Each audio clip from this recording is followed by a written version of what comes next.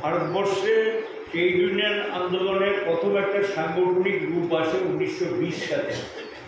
তার আগে বিভিন্ন পেশাভিত্তিক বিভিন্ন সংগঠন ছিল, পেশাভিত্তিক লড়াই হয়েছে। যারা স্বাধীনতা সংগ্রামের ইতিহাস পড়েন তারা ভালো করেই জানেন যে শ্রমিক শ্রেণী আন্দোলনকে বাদ দিয়ে স্বাধীনতা সংগ্রামের ইতিহাস লেখা যাবে না। অসংখ্য পেশাভিত্তিক আন্দোলন সেখানে শ্রমজীবীরা সংগঠিত করেছেন ব্রিটিশের বিরুদ্ধে এবং মালিকদের বিরুদ্ধে। 1920 সালে একটা প্রেক্ষাপটে দাঁড়িয়ে ভারতবর্ষে প্রথম যে ট্রেড ইউনিয়নটা তৈরি হয় সেটার নাম হলো এআইটিইউসি। এবং এই ট্রেড ইউনিয়ন একটা শ্রেণী সংগ্রামের প্রতি আস্থা রেখে, বিশ্বাস রেখে সমাজতন্ত্রের প্রতি পূর্ণ বিশ্বাস এবং সমাজতন্ত্রের শেষ কথা, এটার মধ্য দিয়ে এই ট্রেড ইউনিয়নটার জন্ম নেয়। স্বাধীনতা সংগ্রামের পাশাপাশি যেমন শ্রমজীবীদের আন্দোলন চলে, দেশ স্বাধীন হওয়ার পর আমরা লক্ষ্য করলাম এআইটিইউসি নেতৃত্বের একটা অংশ যারা ধীরে ধীরে শ্রমিকের স্বার্থ এবং তাদের বিষয়ে যেগুলো স্বার্থ সংশ্লিষ্ট যে বিষয়গুলি, দাবি দেওয়া ইত্যাদি পেশাভিত্তিক যে সমস্যাগুলো, এগুলো অনেকটা একটু উপেক্ষিত হতে শুরু হয় এবং বাধ্য হয়ে তখন শ্রমজীবীদের মধ্যে একটু নতুন ভাবনা, নতুন চিন্তা আসে।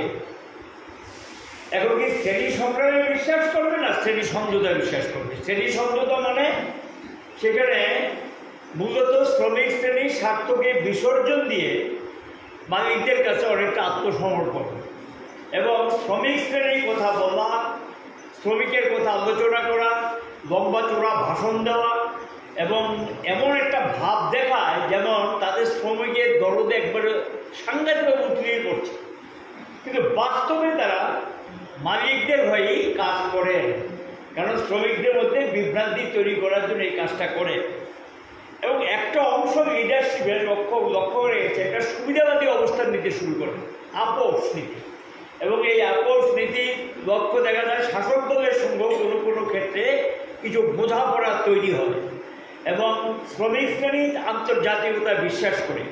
আন্তর্জাতিক কতগুলো সমস্যা নিয়েও তাদের সঙ্গে একটা অংশের নেতৃত্বের কিছু মত পার্থক্য ঘটতে থাকে এবং এই মত পার্থক্য থেকেই চলতে চলতে এটা একটা পর্যায়ে যায় এবং 1970 সালে যখন গিয়ে সিআইটিউর একটা সভায় জ্যোতি বসু, পি রামমূর্তি, বিটি রণদীপের মতো যারা বলিষ্ঠ নেতৃত্ব শ্রমিক আন্দোলনে, তাদের সঙ্গে নেতৃত্বের একটা বিরোধ দেখা দেয়। বাংলানন্দন, এরকম যারা আমাদের প্রতিষ্ঠিত নেতৃত্ব, সব নাম আমি বলছি না, তাদের সঙ্গে একটা মত পার্থক্য ঘটে যে এইভাবে তো ট্রেড ইউনিয়ন আন্দোলন চলতে যাওয়া যায় না, শ্রমিকদেরকে অর্গানাইজ করে শ্রমিকদের নিয়ে আন্দোলন করার যে কাজটা সেটাকে করতে হবে। এই যে বিতর্ক বাধা বাঁধে এবং শেষ পর্যন্ত চেষ্টা হয় ঐক্যটাকে রক্ষা করার জন্য। কিন্তু আমরা তো এমন ঐক্য চাইতে পারি না যে ঐক্যের মূল কথা হলো শ্রমিক স্বার্থ বিসর্জন দিয়ে ঐক্য ঐক্য ঐক্য ঐক্য বললাম, আর এদিকে শ্রমিকের স্বার্থে 12টা বাজে এগুলো, এই ঐক্য আমরা চাই না। আমরা চাই কোন ঐক্য?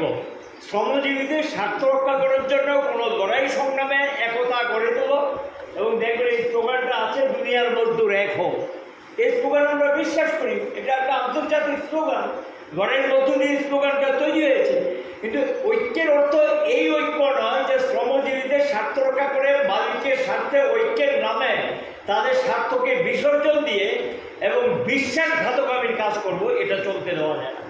এবং এর থেকেই কিন্তু সংগঠনটা বিভাজন তৈরি হয়। 1970 সালে রঞ্জি স্টেডিয়ামে ট্রেড ইউনিয়নের প্রথম একটা কনফারেন্স হয়।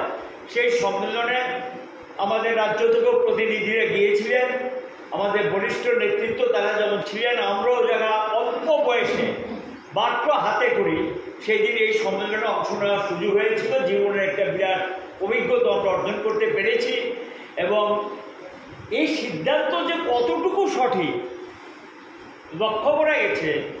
এই সিদ্ধান্ত নেওয়ার পর যখন ট্রেড ইউনিয়নটা গঠিত হলো, সেন্টার অফ ইন্ডিয়ান ট্রেড ইউনিয়নের ঘোষণা দেওয়া হলো, আমরা বেরিয়ে গেলাম, আমরা পারলাম না, আমরা চেষ্টা করেছি ঐক্য রক্ষা করার জন্য, আমরা পারলাম না, আমরা বাধ্য হয়ে centre of Indian trade union নামে একটা সংগঠন আমরা তৈরি করলাম। তার যে প্রকাশ্য সমাবেশ, এটা কলকাতায় না দেখলে চিন্তা করা যায় না। এটা নাকি এখনো কলকাতার ইতিহাসে, পশ্চিমবাংলার ইতিহাসে একটা শ্রেষ্ঠ ইতিহাস। ন্যূনতম 10 লক্ষ, তখনকার সময় ভাবতে পারেন, ন্যূনতম 10 লক্ষ, উপচে পড়া ভিড়।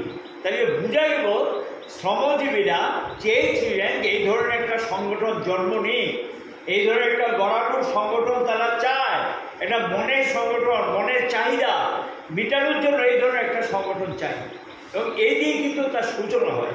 আজকে CITU হাঁটি পা করে, যদিও মেম্বারশিপের দিক থেকে আমরা এখনও বিরাট অংশের কাছে পৌঁছতে পারিনি, এটা আমাদের অন্যতম স্লোগান, মানুষের কাছে পৌঁছাও একটা বিরাট অংশ রয়ে গেছে, প্রভাব আছে, কিন্তু তাদেরকে আমরা সংগঠনের আওতায় নিয়ে আসতে পারি না। তারা CITUকে ভালো মনে করেন, CITU তাদেরকে বন্ধু সংগঠন মনে করেন। আমাদের সাংগঠনিক দুর্বলতার জন্য সে অংশের কাছে আমরা যেতে পারি না, তাদেরকে সংগঠনের টান টেনে আনতে পারছি না, এটা আমাদের দুর্বলতার দিক।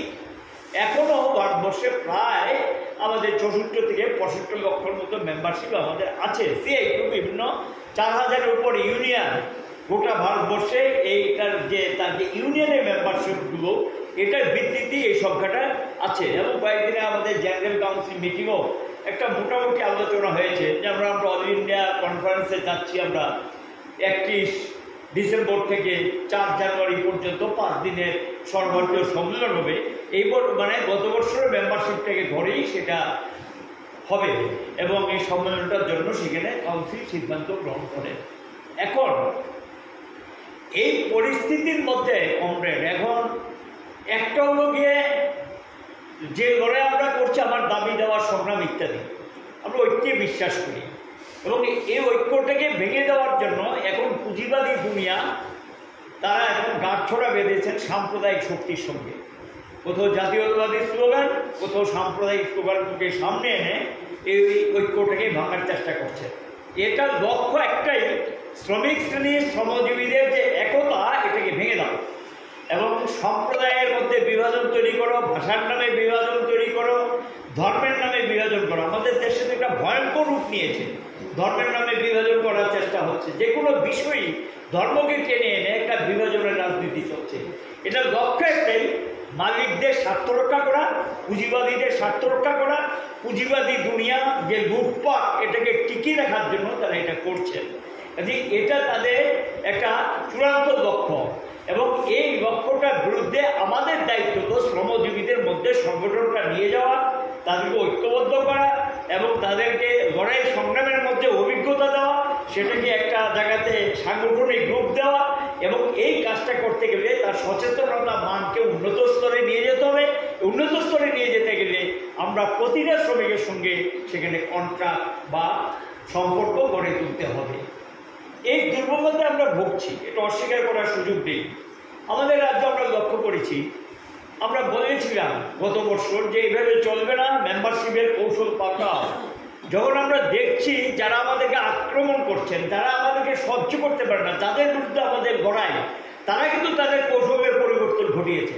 কাজে চিরাচরিত কথায় চলবে না, কৌশলগত অবস্থান পরিবর্তন করতে হয়, এবং সেখানে কৌশলগত অবস্থান থেকে পরিবর্তন করে সংগঠনটাকে নিজ স্তরে নিয়ে যাওয়ার জন্য কৌশলটাকে এইভাবে নির্ধারণ করে। আমরা বলেছিলাম বাড়িতে যাও, কর্মস্থলে গেলে ছাঁটাই হয়ে যায়, আমাদেরকে মেম্বারশিপ দিলে ছাঁটাই করে দেবে, রাস্তায় গাড়ি চলতে দেবে না, অটো চলতে দেবে না, বিভিন্ন যারা পেশাযুক্ত তাদেরকে কাজ দেবে না। এই পরিস্থিতিতে আমাদের কি করতে হবে? আমার কৌশলটাকে চেঞ্জ করতে হবে, বাড়ি বাড়ি যেতে হবে, তাদের সঙ্গে কথা বলতে হবে, সংযোগ স্থাপন করতে হবে। এবং এটা করাতে আমরা দেখলাম গত বছর যে মেম্বারশিপটা সমৃদ্ধ হয়েছে, এই পর্যন্ত যেটা CITU-তে রিপোর্ট এসছে, 20% উপর সর্বসংগ্রহ আমাদের বেড়েছে। এটা কি করে সম্ভব? 20% মেম্বারশিপ বাড়ানো ভালো দিক। তাহলে কী করে সম্ভব? আপনারা গিয়েছেন, যোগাযোগ করেছেন, সম্পর্ক তৈরি করেছেন, তাহলে মানুষের মনটা কিন্তু আমাদের সঙ্গে। একটা কথা মনে রাখতে হবে, আমরা এমন কোনো ক্ষতি করি নাই, বা এমন কোনো কথা আমরা বলি না, বা এমন কোনো কাজ আমরা করি না যেটা মধ্য দিয়ে মানুষ আমাদের থেকে দূরে যাবে। মানুষ তো আমাদের সঙ্গে, কিন্তু সেই মানুষের সঙ্গে যোগসূত্র গড়ে তুলতে পারি না, সেটা আমাদের দুর্বলতা।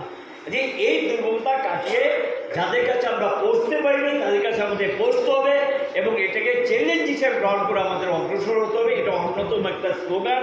প্রত্যেক প্রতিষ্ঠা দিবস আমরা করি, এটাকে নিছক এভাবে না দেখে এখনও অনেক কাজ বাকি আছে, অনেক বেশি কাজ আমাদের করতে হবে। আমরা অনেকে কোনো কোনো কাজ করার মধ্যে কিন্তু ক্লান্ত হয়ে পড়ছি। ক্লান্তির কোনো সুযোগ নেই, বিশ্রামের কোনো সুযোগ নেই। আপনার পরিষ্কার কথা, সমাজ ব্যবস্থার আমূল পরিবর্তন ছাড়া আপনার লড়াই থামবে না, আপনার আন্দোলন থামবে না। এটা দীর্ঘস্থায়ী লড়াই, এই লড়াই চলবে। কখনো এই লড়াইয়ের মধ্য দিয়ে কিছু কিছু সুযোগ আসবে, সেটা আমরা গ্রহণ করব। যেই সুযোগটা গ্রহণ করার মধ্য দিয়ে নিজেদের শক্তিকে সংগত করব এবং উজ্জীবিত করব, এই ধারণা নিয়ে কিন্তু আমাদের আগামী দিনে অগ্রসর হওয়ার জন্য সামনের দিকে আমাদের উদ্যোগ নিতে হবে। এটা একটা দিক। এখন এই পরিস্থিতির মধ্যে অনেক রকমের বিপদ আসছে। একটা হলো সাম্রাজ্যবাদী শক্তি আগ্রাসন বেড়ে গেছে। তারা নিজস্ব, যেমন দেখলেন এই যে ট্রাম্প রিসেন্টলি সিরিয়াস অবস্থা, কিন্তু আপনারা জানেন কি আমেরিকার আর্থিক অবস্থা খুব খারাপ। এবং এই আর্থিক অবস্থা যখন যারা বলতো, বুকে থাবা দিয়ে বলতো আমরা চ্যাম্পিয়ন, আমরাই পৃথিবীর একমাত্র প্রথম প্রদর্শক, তাদের আর্থিক অবস্থা কিন্তু ভেঙে পড়ার মুখে। একদিকে টিকে থাকার জন্য শ্রমজীবী, বেকার, যারা গরিব মানুষ, পিছিয়ে পড়া মানুষ, তাদের মনটাকে জয় করার জন্য জাতীয়তাবাদী স্লোগানকে সামনে এনে সেখানে বলার চেষ্টা করছেন, না আমি এমন কিছু পদক্ষেপ নিচ্ছি যে পদক্ষেপের মধ্য দিয়ে তোমাদের বন্ধ কারখানাগুলো খুলবে, যেখানে যেখানে তোমরা কাজ হারিয়েছো সেই কাজগুলো ফিরে পাবে। তার জন্য কী করতে হবে? অভিবাসন নীতি এগুলো নতুনভাবে গ্রহণ করলেন। বললো যারা বাইরে থেকে এসছেন তারা আস্তে আস্তে আমাদের দেশ ছাড়ো। তাহলে এটা লক্ষ্যটা কি? এরা তোমার আমার দেশ ছাড়ো, এই জায়গাতে খালি করবে, সেখানে তুমি কাজ পাবে। কিন্তু বাস্তবে এটার কোনো সত্যতা নেই। এটা হলো গিয়ে একটা ওই কি বলবো, এটা বাচ্চাদেরকে অনেক সময় চকলেট দেখিয়ে পিছনে হাঁটা, ঠিক এই টাইপের লেগে অনেকটা, আসলে কিন্তু তার কোনো বাস্তবতা নেই। আর্থিক নীতির যদি পরিবর্তন না ঘটে তাহলে কী করে হবে? এখন সে ট্যাক্স বলছে যে আমার দেশে বিদেশি পণ্য এসে ছেয়ে গেছে, বিদেশি পণ্যের চাহিদা সাংঘাতিক। এখানে স্বাভাবিক কারণে বিদেশি পণ্য যারা আমার দেশে বিক্রি করে তার উপরে ট্যাক্সের বোঝা চাপিয়ে দাও, এবং ব্যাপকভাবে ট্যাক্সের বোঝা চাপিয়ে দিয়েছে। তা এবং পুঁজিবাদী দুনিয়ার যে দেশগুলো, তার বন্ধু দেশগুলো, তারাও এটা বিরোধিতা করছে। এটা কেমন কথা? তোমার দেশে আমরা কিছু জিনিস বিক্রি করি, তার উপর ট্যাক্স বসিয়ে দিচ্ছ, এটা তো চলবে না। সাহস যাদের আছে তারা পাল্টা ব্যবস্থা নিয়েছে। যেমন চীন সাহসিকতার সঙ্গে বলেছে, তুমি যা ট্যাক্স বসিয়েছো আমিও ট্যাক্স বসিয়ে দেবো, তোমার যা আমার দেশে বিক্রি হয় তার উপরও আমি ট্যাক্স বসিয়ে দেবো। দিয়েছে ট্যাক্স বসিয়ে। এখন গিয়ে বলছে আমি আপাতত একটু স্থগিত করছি, কথাবার্তা বলতে চাই। বুঝতে পেরেছে যে ধমক দিয়ে কাজ হবে না, চোখ রাখলে দিয়ে কাজ হবে না। সাহস থেকে তারা রুখে দাঁড়া, তাদের সঙ্গে আলোচনা বসতে বাধ্য হয়। আর আমার দেশ ভারতবর্ষ আলোচনা করছে, একবারে মানে আত্মসমর্পণ করেছে। ট্যাক্সিং নীতিকে তাদের কেন পাল্টা ব্যবস্থা নেবে না? ভারত একটা পৃথিবীর মধ্যে অন্যতম রাষ্ট্র, যার জনসংখ্যা তোমরাই বলছো, আমরাও বলছি যে এখন নাকি চায়নাকে ক্রস করে আমাদের জনসংখ্যা হয়েছে। তাহলে পৃথিবীর সবচেয়ে বড় বাজারটার নাম কি? ভারত। পৃথিবীর মধ্যে সবচেয়ে বড় বাজারটার নাম ভারত। তাহলে এত বড় বাজার থাকা সত্ত্বেও কেন আমরা এটাকে নিয়ন্ত্রণ করতে পারবো না? এবং এখানে এত জনসংখ্যার দেশ, 140 কোটি, 142 কোটি, 40 থেকে 142 কোটি জনসংখ্যার দেশ। এখানে ক্রেতা বেশি, লোক সংখ্যা বেশি, বাজার বড়। স্বাভাবিক কারণে আমরা যদি পাল্টা ব্যবস্থা নিতে পারতাম তাহলে আমাদের উপরে শোষণের রাজনীতি চালাতে পারতো না। আমার দেশের কেন্দ্রীয় সরকার কোনো শব্দ নেই, চুপ করে বসে আছেন, ফাটিয়ে দেশের এক প্রান্ত থেকে আরেক প্রান্তে বক্তৃতা করে চলেছেন। ট্যাক্সের ক্ষেত্রে কি নীতি নিয়েছেন মানুষ জানতে চায়, উত্তর নেই, কোনো উত্তর নেই। অনেক বক্তৃতা করছেন, বেকার সমস্যার জর্জরিত ভারতবর্ষ, শিল্প কারখানা বন্ধ হয়ে যাচ্ছে, এখান দিয়ে লগ্নিত। কারণ পুঁজিবাদীরা ভারতবর্ষ সেবা করতে আসেনি। যখন বুঝতে পেরেছে এই দেশের মানুষের আয় উপার্জন কমে গেছে, বাজারে কাজটি নেই, আমার দেশ থেকে লগ্নি তুলে বিদেশে নিয়ে যাচ্ছে। এটা জানেন কি না? ভারতবর্ষ অবস্থা কিন্তু আগামী দিন আরও খারাপ দিকে যাবে। লগ্নি তোলা শুরু হয়ে গেছে, কারণ লগ্নির ধর্ম, টাকার ধর্ম। এখানেই টাকা যাবে যেখানে টাকা টাকা বাড়ায়। অনেকটা ঠিক এই টাইপের। ঠিক সেখানে গিয়ে যখন দেখছে যে ভারতবর্ষের বাজারে কাটতি কমে গেছে, এখান থেকে লগ্নি তোলার ভাবনা চিন্তা শুরু হয়েছে। এই যে ক্রাইসিস, এই যে সংকট, এই সংকট থেকে ভারত সরকারের বেরিয়ে আসার কোনো সুযোগ নেই যদি নীতির পরিবর্তন না ঘটায়। নীতির পরিবর্তন তারা ঘটাবে না, তারা পুঁজিপতিদের দ্বারা নিয়ন্ত্রিত সরকার এবং গোটা সরকারটাকে মানে নিয়ন্ত্রণ করছেন মুষ্টি মেরে কয়েকজন পুঁজিপতি, সে টাটা, বিড়লা, আদানি, আম্বানি, তারপর ওইদিকে গিয়ে ওই একটা আছে টেলিকম, ভারতী টেলিকম, 5টাই তো মূলত নিয়ন্ত্রক হয়ে গেছে, 5টা পরিবার নিয়ন্ত্রক হয়ে গেছে সরকারকে। তো এই দেশের কাছে কি আশা করবেন, এই সরকারের কাছে কি আশা করবেন? কাজে এদের এই নীতির পরিবর্তনের যে লড়াইটা, নীতিগত অবস্থান থেকে দাঁড়িয়ে আমরা এই লড়াইটা সিএকিউ করছি, এই জায়গাটাতে আমরা নিজেদেরকে চ্যাম্পিয়ন বলে মনে করি। তারা কাজ করে না, কিন্তু মুখরোচক কথাবার্তা বলে, মুখরোচক আলোচনা করে কিন্তু চলছে। আমি শুধু একটা কথা মধ্যে বলতে বাধ্য হচ্ছে আর কি,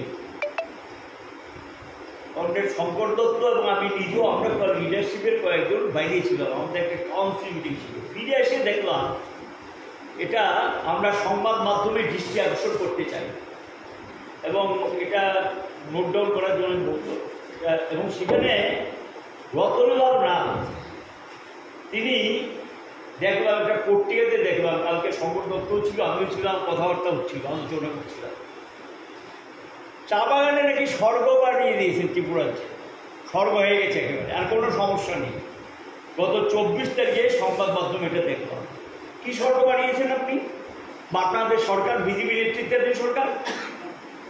ওনাদেরকে প্রশ্ন করতে চাই, একটার পর একটা বাগান ফেলে যখন মালিকরা চলে গেলেন, বামপন্থী সরকার তখন এই বাগানগুলোকে চালু করলেন, সরকার থেকে টাকা দিয়ে সেখানে শ্রমিকদের মজুরি দিলেন, কোথাও সমবায় সমিতি গঠন করলেন, যে বাগানে দাঁড়িয়ে বক্তৃতাটা করলেন। এই সমবায় সমিতিটা কে গঠন করেছিল? বামপন্থী সরকার।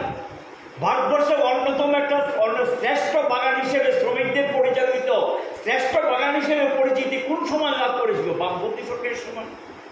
যেই বাগানে লভ্যাংশ 20% উপরে বোনাস দিত, যেই বাগানে শ্রমিকদেরকে গ্যাস ফ্রি, কারেন্টের বিল দিয়ে দিতে, এই কথাগুলো কেন বলতেন? আর বলছে এখন নাকি ত্রিপুরার যে সব বাগানে নাকি এগুলো চালু হয়ে গেছে।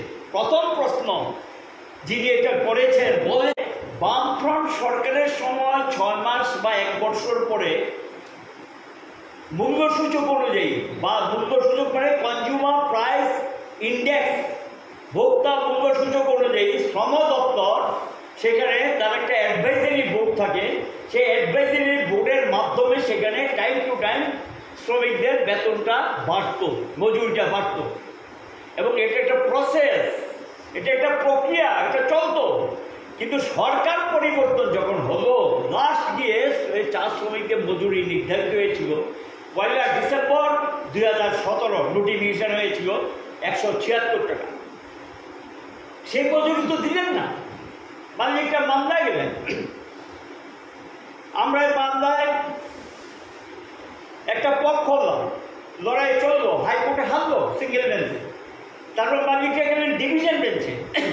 ডিভিশন বেঞ্চে সেখানে মালিকটা হেরেছে যে না, বামফ্রন্ট সরকার যে 176 টাকা মজুরিটা করেছে, ঠিকই করেছে, এটা বেআইনি কোনো কিছু করে না। তাহলে এইটা লাগু করেছে গত বছর। আমরা যখন মিটিং হইচই করলাম, আন্দোলন করলাম, বাগানে বাগানে বিক্ষোভ শুরু হলো, গত বছর কিছু বাগানে গিয়ে 176 টাকা মজুরিটা লাগু হয়েছে। আমার প্রশ্ন হলো, নিয়ম অনুযায়ী 1 ডিসেম্বর 2017 সাল থেকে গত বছর, এটা কত সাল? 2024 সাল। এই যে মধ্যে যে 7টা বৎসর, এই 7 বৎসরের মজুরিটা কোথায়? আমি তো বকে, এটাকে তো আমরা পাও না, এটা আইন, হাইকোর্ট বলে দিয়েছে, এটা আইন, এটা দিতে বাধ্য। তাহলে আমি যে ঠকলাম, এই 7 বৎসরের মজুরিটা কোথায়? ওই বকে তো আপনারা আদায় করে দেননি। আমরা তো এই শ্রম দপ্তরের সামনে বিক্ষোভ দেখেছি, লড়াই করেছি, আন্দোলন করেছি, দাবি জানিয়েছি, বকেয়া টাকা দিতে হবে, দিলেন না তো 1 পয়সা বকেয়া। তাহলে এই 7টা বৎসর শ্রমিকরা ঠকলেন, তার প্রাপ্য মজুরি থেকে বঞ্চিত হলেন। আইন অনুযায়ী এটা সরকারের দায়িত্ব, যেহেতু হাইকোর্ট বলে দিয়েছে এটা লাগু হবে 1 ডিসেম্বর 2017 সালে, হাইকোর্ট বলে দিয়েছে। তাহলে বাকি টাকাটা আদায়ের দায়িত্ব সরকারের, শ্রম দপ্তরের ভূমিকা সেখানে নিতে হবে। এবং সেখানে কোনো ভূমিকা তারা নিলেন না, একটা পোষা পারেন, এবং অনেক বাগানে এটা লাভ হয় নাই, এবং বলছে মজুরি নাকি বিরাট বেড়েছে। আমার তৃতীয় প্রশ্ন, মজুরি বেড়ে যদি থাকে 2017 থেকে 2018 ডিসেম্বর, আমি 6 মাস বাদ দিলাম, 1 বছর যদি দাঁড়িয়ে, তাহলে মূল্য সূচক অনুযায়ী তার কত বাড়ার কথা ছিল? 176 টাকা তো বাড়ার কথা ছিল। প্রতি বছর যদি ধরি 7 বছরে তার কত টাকা বাড়ার কথা? কনজিউমার প্রাইস ইন্ডেক্স অনুযায়ী তারা করেছেন, এটা বাড়িয়েছেন, মজুরি বাড়িয়েছেন, মজুরি তো বাড়ায়নি। এবং গভর্নমেন্টের বামফ্রন্ট সরকারের সময় একটা আইন করে, একটা ক্যাবিনেটে ডিসিশন দিয়ে আমরা বিজ্ঞপ্তি জারি করে এটাকে লাগু করেছি। বিডিএ যারা সরকারের কর্মচারী তাদের ক্ষেত্রে দেখবেন 6 মাস পর পর মূল্যসূচক অনুযায়ী দিয়ে ঘোষিত হয়, আর বেসরকারি ক্ষেত্রে মূল্যসূচক অনুযায়ী বিডিএ, এই বিডিএটা 6 মাস পর পর সেটা রিভিউ হবে। তাহলে এই যে 7টা বছরে কোনো পর্যন্তন হয়েছে? শ্রমিকরা কোনো বর্ধিত মজুরি পেয়েছে? উল্টো আমরা বলছি মজুরি কমেছে, বেসরকারি ক্ষেত্রে মজুরি কমেছে, মজুরি বাড়েনি। কনস্ট্রাকশন ওয়ার্কার বলুন, ট্রান্সপোর্ট ওয়ার্কার বলুন, সফটওয়্যার এস্টাবলিশমেন্ট বলুন, যেগুলি মেজর, আমি এগুলো বলছি, রাবার থেকে শুরু করে প্ল্যান্টেশন, এগুলো মেজর, এগুলির ক্ষেত্রে মজুরি মারাত্মকভাবে কমে গেছে। এমনকি সরকারের যে স্কিম ওয়ার্কার যারা, তাদেরও নিয়ম অনুযায়ী টাইম টু টাইম ডিএর সঙ্গে যে টাকাটা বাড়ার কথা সেই টাকাও বাড়েনি, সেই টাকা তারা পায়নি। তাহলে কি দিয়ে বলছেন যে এই রাজত্বে নাকি খুব স্বর্গে আছে, খুব ভালো জায়গা আছে? ভিত্তিটা কি? কিসের ভিত্তিতে এইসব কথাবার্তা হচ্ছেন বলে? এবং সেখানে এটাও বলা হয়েছে যে 3200 পরিবারে 2 ঘন্টা করে শ্রমিকদেরকে দেয়। আমরা বাগানে বাগানে খবর নিয়েছি, অধিকাংশ শ্রমিকরা বলছে আমরা পাইনি। ঘোষণা হয়েছিল 2023-এর বিধানসভার আগেই এই কাজটা তারা সম্পন্ন করবেন, 2 ঘন্টা করে জায়গা দেবেন, তাদের বাড়ি করে দেবেন। কিন্তু এই 2 ঘন্টা করে জায়গা আমরা কিছুদিন আগেও চা শ্রমিকের যে মিটিং, সেই মিটিং আমরা আলোচনা করেছি। শ্রমিকদের বক্তব্য কি? পাইনি। মুষ্টিমেয় যে একটা ব্যতিক্রমী ঘটনা থাকতে হয়, কিন্তু তিনি বললেন যে 3200 মতো পরিবার নাকি পেয়েছে। যদি পেয়েই থাকে নামগুলো প্রকাশ করুন, সংখ্যা বলা সহজ, নামগুলো প্রকাশ করুন। কোন কোন শ্রমিকরা এই ঘরগুলো পেয়েছে, তারা কোন ধরনের শ্রমিক, আদৌ তারা শ্রমিক কিনা এটা। এবং বামফ্রন্ট সরকারের সময় বাগানগুলো নিয়ে আপনারা বলেছেন যে বাগানের জায়গা অন্য কিছুতে, এটাকে অন্য কাজে ব্যবহার করা যাবে না। বামফ্রন্ট সরকার একটা কমিটি করেছিল, পরিষ্কার মনে আছে, এই কমিটির মেম্বার আমিও ছিলাম, তপন চক্রবর্তী ছিল মন্ত্রী হিসাবে। এখানে কী আলোচনা হয়েছে যে কোনো, এবং আইনে আছে, চা বাগানের জায়গা অন্য কোনো কাজে ব্যবহার করা যাবে না, পরিষ্কার আইনে আছে। কিন্তু কি হচ্ছে, এই সরকার আসার পর রাতারাতি বাগানের মালিকানা চেঞ্জ হয়ে যাচ্ছে, একজনের থেকে আরেকজন হাতে, শাসক দলের লোক, আবার এর থেকে আরেক হাতে চলে যাচ্ছে। কি হচ্ছে এগুলো? সরকার যে বাগানগুলো চালাতে, এই বাগানগুলোরও জায়গা হস্তান্তর হয়ে গেছে। বেশি দূর গিয়ে লাভ নেই। আপনারা যারা খোয়াইয়ের দিকে যান, জাতীয় সড়ক, এখন তো এটা জাতীয় সড়ক, খোয়াই যাওয়ার পথে পড়বে, হেজামানার আগে, বাজার আগে ডান দিয়ে দেখবেন বনপুর চা বাগান, এটা সরকারই এখন চালায় প্রায় এই বাগানটা। একটা বিরাট মানে প্রচুর মানে একর জায়গা নিয়ে সেখানে একটা কি বিদ্যাভবন গড়ে উঠেছে। বিদ্যাভবন করুন, আমাদের আপত্তি নেই, এবং সেখানে করার ক্ষেত্রে কোনো আপত্তি নেই আমাদের। কিন্তু এটা চা বাগানের জায়গা অন্য কাজে কি করে লাগালেন? কোন আইনটা ভঙ্গ করলেন? এই আইন যারা ভঙ্গ করেছে তাদের বিরুদ্ধে ব্যবস্থা নিয়েছে, কার নির্দেশে এখানে এটা গড়ে উঠল? সামনেই দেখবেন আবার এই বাগানের জায়গা দখল করে একটা নার্সারি গড়ে উঠেছে, বিরাট। কি করে এটা হয়? এইভাবে বাগানের জায়গাগুলো কৈলাসরে বাগানের জায়গা দখল করে রাস্তা করে নিয়ে, এগুলো পেছনের সমস্ত মন্ত্রীদের ব্যবস্থা আছে। আমাদের CI2 সেক্রেটারি এখানে গিয়েছিলেন, সেখানে গিয়ে বিভিন্ন ধরনের কথাবার্তা আমরা অংশ নিয়েছি। কিন্তু সেখানেও দেখা গেল যে আমরা আপত্তি অগ্রাহ্য করে বাগানের জায়গা অন্য কাজে ব্যবহৃত। যে দুর্গাবাড়ি চা বাগানের কথা বলছেন, কিছুদিন আগেও তো শ্রমিকরা যেই বাগানে বেতন পাওয়া নিয়ে কোনো সমস্যা হতো না, মজুরি পাওয়া নিয়ে কোনো সমস্যা হতো না, তাদের উপবৃত্ত টাকা ব্যাংক ব্যালেন্স বিরাট, আর সেই বাগানের শ্রমিকরা রাস্তার উপর করেছে। আমরা মজুরি পাই না, আমাদের মজুরি দিয়ে রাস্তার উপর করেছে। এই নিসর্গ যে বাগানের উদ্বৃত্ত টাকা ছিল, কিছুদিন আগে এই বাগানের উপর দিয়ে একটা জাতীয় সড়কের জায়গা রাস্তা অধিকৃত হয়েছে। ঠিক আছে, জাতীয় সড়কের জন্য নিতে পারে, আমরা আপত্তি করছি না, এটা মানুষের প্রয়োজনে জাতীয় সড়ক করতে পারে। সেই বাগানের যে জায়গাটা অধিকৃত হয়েছে, তার যে টাকাটা পেয়েছে, এই টাকাগুলোর হিসাব বিকাশ ঠিক মতো আছে কি? এই দুর্গাবাড়ির চা বাগানের হিসাব বিকাশ নিয়ে পত্র পত্রিকায় সংবাদ মাধ্যম নানা ধরনের সংবাদ প্রতিবেশিত হয়েছে, পরিবেশিত আমরা দেখছি তো এগুলো এই চলছে। এগুলো নিয়ে বামফ্রন্টের সময় আগেই বাগানগুলোতে কিচ্ছু হয়নি, কিছু করেনি। বামফ্রন্টের সঙ্গে তুলনা করবেন না, তুলনা করতে হলে আরো ভালো কাজ করুন, আরো বেশি কল্যাণ করুন, সেই পথে যান। বলেছে কি এখন তো চার দাম বেড়েছে, হ্যাঁ স্বীকার করছি চার দাম বেড়েছে। চা না কেন, শুধু চার কথা কেন বলছেন? কোন জিনিসটা বাদ আছে যেটা দাম বাড়েনি? সব জিনিসের দাম বেড়েছে, তো চার দামও বেড়েছে। তো চার দাম বাড়লে শ্রমিক কি পাবে? চার দাম বেড়েছে, এটা দিয়ে উন্নয়ন দেখাচ্ছে।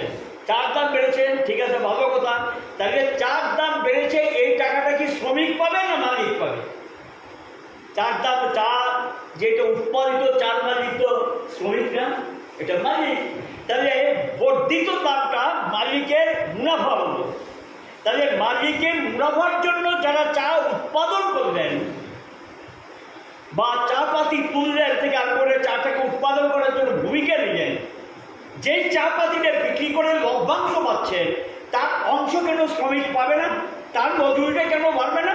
তাহলে যেই হারে চা পাতার দাম বেড়েছে আপনারা বলছেন, ঠিক আছে মেনে নিচ্ছি, চা পাতার দাম বেড়েছে, দাম বেড়ে থাকলে সেই আনুপাতিকারে শ্রমিকদের মজুরিটা বাড়িয়ে দিন।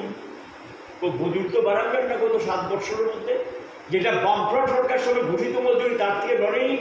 চা বাগানগুলোতে রেশন দেওয়া হয়, সাবসিডাইজ রেশন, সরকার সরবরাহ করে মালিকরা কিনে যায়, নিয়ে সেটা সাবসিডাইজ রেটে রেশন দেওয়া হয়। কয়টা চা বাগানে নিয়মিত রেশনটা পায়? পায় না তো, অনেক বাগানে নিয়মিত রেশন পায় না। এগুলি নিয়ে বিভিন্ন সময় সংবাদ মাধ্যমে আমরা দেখতে পাই। এবং চা বাগানগুলোতে আইনে আছে প্রত্যেকটা বাগানে একটা ডিসপেন্সারি টাইপ থাকবে, এবং সেখানে ওষুধপত্র থাকবে, সাধারণ চিকিৎসার জন্য ওষুধপত্র থাকবে, ফ্রি চিকিৎসা দেওয়া হবে। হয়েছে কি? আছে কি? বাগানের মধ্যে সেই ব্যবস্থাপনা আছে কি? হাসপাতাল কিন্তু নেই না, বাগানে কোথায় থেকে থাকবে? যা কিছু পেতেন প্রায় স্তব্ধ হয়ে গেছে। বলছেন যে সব বাগানের শ্রমিকদের বিদ্যুৎ হয়ে গেছে, ভুল করছেন। বামফ্রন্ট সরকারের সময়ই সমস্ত বাগানে বিদ্যুতের লাইন পৌঁছে গেছে, বিদ্যুতের সংযোগ পৌঁছে গেছে। এটা নতুন ঘটনা না। পানীয় জলের জন্য অনেক ডিপ টিউব তখনই খনন করা হয়েছে, পানীয় জল সরবরাহ ব্যবস্থা করা হয়েছে, সবটা করে ফেলছে, কোথাও আমরা করছি না। অনেকটা বাকি ছিল, সেটা নিশ্চয়ই পর্যায়ক্রমে সেটা করা হতো, সবটা করে ফেলছে কোথাও। কিন্তু একটা বিরাট পরিবর্তন এসছে, কাজে এটা নতুন না। বিদ্যুতায়িত আগে হয়েছে, কিন্তু বিদ্যুতায়িত হওয়ার পর উন্নয়ন মন্ত্রী যেটা করেছেন, আগে এখন বলছে দাম বাড়ায়নি, কিন্তু বিদ্যুতের বিল 2018 মার্চ মাস পর্যন্ত বামফ্রন্ট সরকার থাকা পর্যন্ত যে বিদ্যুতের বিলটা আপনি দিতেন ধরেন 300 টাকা, এখন আপনি 600 টাকা দিয়েও রেহাই পাচ্ছেন না। দাম বাড়েনি, কিন্তু 600 টাকা হয়ে গেছে।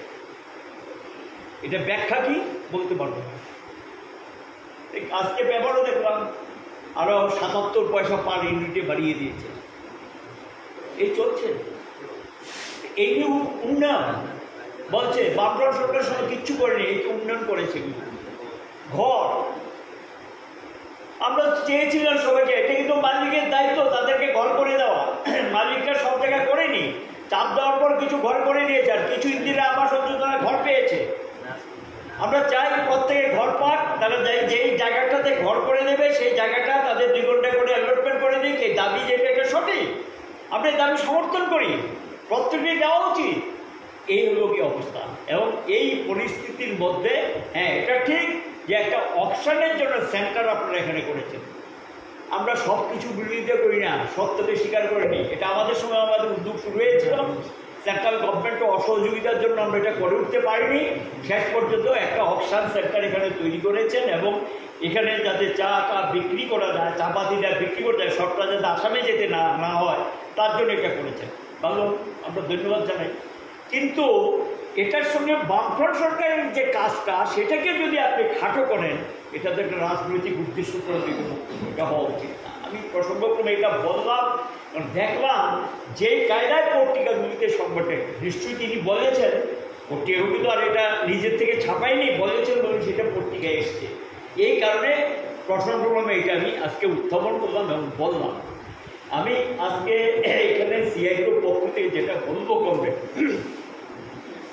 কাউন্সিল মিটিং আমরা করেছি, অনেক আলোচনা হয়েছে, অনেক বিষয় আলোচনা হয়েছে। পরবর্তী সময় আমাদের স্টেট কমিটি ডেকে এগুলো বলা হবে। সামনে একটা লড়াই, এই লড়াইটা আমাদেরই করতে হবে। 9 জুলাই ধর্মঘট, আমরা এই ধর্মঘটের মধ্য দিয়ে আমরা জানান দিতে চাই নরেন্দ্র মোদী সাহেবের সরকার, বিজেপি সরকার রাজ্য এবং কেন্দ্রে যে সরকার যে নীতিতে, জানেন কি সিরিয়াস ঘটনা, সেন্ট্রাল গভর্নমেন্টের লেবার মিনিস্টার বলছে আমি আইন পাস করিয়েছি লেবার কোড, কিন্তু আমি নোটিফিকেশন তো দিইনি, বিজ্ঞপ্তিতে এখনো জারি করিনি, কর্ম আপনারা বাধা দিচ্ছেন। জানেন কি কেন্দ্রীয় সরকার বিজ্ঞপ্তি জারি করেনি, কেন্দ্রীয় সরকারের অফিসাররা রাজনৈতিক অবস্থান থেকে তারা সেখানে রাজ্য সরকারগুলোকে চাপ দিয়ে 20টা রাজ্যের বিজ্ঞপ্তি জারি করে দিয়েছেন স্টেট গভর্নমেন্টকে দিয়ে। বিধানসভায় কেন্দ্রীয় আইনের সঙ্গে সাযুজ্য রেখে, কেন্দ্রীয় আইনের সঙ্গে সাযুজ্য রেখে বিধানসভায় এনে বিল পাস করিয়ে ফ্যাক্টরি অ্যাক্ট যেগুলো আছে এগুলো নতুন আইনের সঙ্গে, কোর্টের সঙ্গে সাযুজ্য রেখে নতুন আইন করে সেটাকে কার্যকরী, যেমন আমাদের ত্রিপুরাজ্য করে দিয়েছে। কমরেড জয়া বর্মন যেটা একটু বলার চেষ্টা করেছে, অলরেডি 20টা রাজ্য করে দিয়েছে। কার স্বার্থে? মালিকের স্বার্থে। আমার প্রতিবাদের অধিকার থাকবে না, মিছিলের অধিকার থাকবে না, মিটিংয়ের অধিকার থাকবে না, বিক্ষোভের অধিকার থাকবে না, সংগঠন করার অধিকার থাকবে না, সংগঠিত হওয়ার অধিকার থাকবে না, মেনে নেব? ব্রিটিশও মানাতে পারেনি, জানিয়ে দিচ্ছি তাদেরকে। এই ফরমান চলবে না ভারতবর্ষে, এই ফরমান ভারতবর্ষে মানুষ মানবে না এবং এই ফরমানের কাছে মানুষ মাথা নোয়াবে না। তার পেটের তাগিদি, বাঁচার তাগিদি মানুষ ঐক্যবদ্ধ হবে, প্রতিবাদে সামিল হবে এবং মানুষ হিসেবে পরিবর্তন নিয়ে আসবে। এটাই ইতিহাস, এটাই শিক্ষা, এটাই আমরা মনে করি অতীত থেকে শিক্ষা আমরা নিয়েছি। যে আমাদের বিশ্বাস আছে, আস্থা আছে, মানুষের কাছে যদি যেতে পারি, মানুষকে যদি বুঝাইতে পারি, দুর্বল লড়াইয়ের মধ্য দিয়ে এই বিজেপির এই নীতিকে পরাস্ত করা সম্ভব।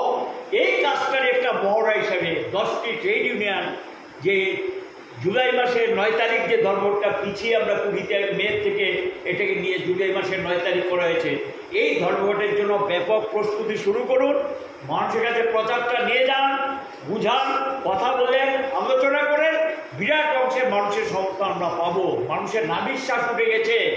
মানুষ চোখের সামনে কি দেখছেন যে একটা মানে এই ধরনের একটা অবস্থা মানুষের মনের মধ্যে তৈরি হয়ে গেছে, আমার সামনে আর মধ্যে কোনো ভবিষ্যৎ নেই। বিশেষ করে যুবকদের মধ্যে এই ধরনের একটা অবস্থা তৈরি করছেন। আমরা সেখানে গিয়ে আমরা যদি তার কাছে সঠিক কথাটা না বলতে পারি, বন্ধু হতাশ নয়, হতাশার কোনো স্থান নেই। জন্ম নিয়েছি বাঁচার জন্য, জন্ম নিয়েছি কাজ করার জন্য। আমার মেধা আছে, কর্মক্ষমতা আছে, আমার মেধা এবং কর্মক্ষমতা থেকে কাজে লাগানোর দায়িত্ব রাষ্ট্রের। পুঁজিবাদী রাষ্ট্র সেই ব্যবস্থা করেনি, এটাকে পণ্যে পরিণত করেছে। এখন আমাদের মেধাকে অস্বীকার করতে চায়, আমাদের যে কাজের অধিকারকে অস্বীকার করতে চায়। কাজে এই যে লড়াইটা, এই লড়াইটা ওই অংশের মানুষের কাছে যদি আমরা নিয়ে যেতে পারি, বুঝাতে পারি, যেমন যুব অংশ, যুবকদের মধ্যে দেখবেন একটা বিরাট অংশ এখন কি করবে, সামনে কিছু নেই, বাধ্য হয়ে একটা দোকানে ঢুকে যাচ্ছে, বাধ্য হয়ে ওই একটা অটো নিয়ে বেরিয়ে যাচ্ছে, একটা রিক্সা নিয়ে বেরিয়ে যাচ্ছে, বা পরিবহনের সঙ্গে যুক্ত হচ্ছে, তারপর বাধ্য হয়ে গিয়ে কনস্ট্রাকশন ওয়ার্কারের সঙ্গে থাকছে। সিকিউরিটি গার্ডের সঙ্গে ঢুকে যাচ্ছে, গিগ ওয়ার্কার হিসেবে ঢুকে যাচ্ছে। বিরাট অংশ লোকে অল্প বয়সে শিক্ষিত যুবক, বিরাট অংশ। এই অংশটাকে যদি তার পেশাভিত্তিক সমস্যা নিয়ে আমরা না ধরতে পারি, পেশাভিত্তিক সমস্যা নিয়ে যদি তাকে আমাদের সঙ্গে নিয়ে আসতে না পারি, সমস্যা হয়ে যাবে, সমস্যা হয়ে যাবে। এই অংশটাকে যেতে হবে, বুঝাতে হবে, সঙ্গে নিতে হবে, সংগঠন গড়ে তুলতে হবে, তাদের চ্যালেঞ্জকে মোকাবিলা করতে হবে। আরেকটা বিষয় যেটা আমাদেরকে ট্রেড ইউনিয়ন আন্দোলনের সামনে আরেকটা সমূহ সমস্যা হিসেবে রেখেছে, সেটা কি? এটা হলো গিয়ে অনিয়মিত, বিরাট সংখ্যক আউটসোর্সিং, অনিয়মিত। এদেরকে রেগুলার যারা, নিয়মিত যারা, তাদের বিরুদ্ধে ব্যবহার করার জন্য চেষ্টা করছে। কাজে এদেরকে বাদ দিয়ে কিন্তু ঐক্যবদ্ধ করাই সম্ভব না। সংখ্যা এখন বিরাট হয়ে গেছে। 100 জন ওয়ার্কারের মধ্যে গিয়ে দেখবেন 30 জন মাত্র নিয়মিত, 70 জন এখন অনিয়মিত। ঠিকাদারে তত্ত্বাবধানে তারা কাজ করে, তারা পুরোপুরি কাজ করছেন, ঠকছেন, অসম্ভব ঠকা। 7,000, 8,000, 10,000 টাকা দিয়ে বিদায় করে দিচ্ছে। কাজের কোনো নিরাপত্তা নেই, সামাজিক কোনো নিরাপত্তা নেই। এই অবস্থাটা, এই অংশটার দাবিগুলো নিয়ে আমরা যদি লড়াইতে না নামি, সংগ্রামে না নামি, তাদেরকে যদি সঙ্গে না নিতে পারি, তাহলে একটা বৃহত্তর সংগ্রামের কথা যেটা আমরা ভাবছি, বৃহত্তম লড়াইয়ের কথা আমরা ভাবছি, যে লড়াইয়ের মধ্য দিয়ে সরকারের টনক নড়াতে চাই, এই লড়াইটাকে শক্তিশালী করার জন্য সিআই গ্রুপ প্রতিষ্ঠা দিবসে এই বিষয়গুলি চিন্তার মধ্যে, ভাবনার মধ্যে এনে লড়াইটাকে শক্তিশালী করার জন্য উদ্যোগ আমাদের নিতে হবে। আর তার সঙ্গে তাদের যে এখন ধর্মীয় বিভাজনের নামে যে নোংরা রাজনীতি তারা করছেন, এই নোংরা রাজনীতির বিরুদ্ধে শ্রমিক শ্রেণীকেই চ্যালেঞ্জ দিতে হবে। তীব্র শ্রেণী সংগ্রাম, তীব্র শ্রেণী সংগ্রাম যদি আমরা গড়ে তুলতে পারি মানুষের দাবি দাওয়া নিয়ে, তাহলে মানুষ বুঝবে শত্রুকে মিত্রকে।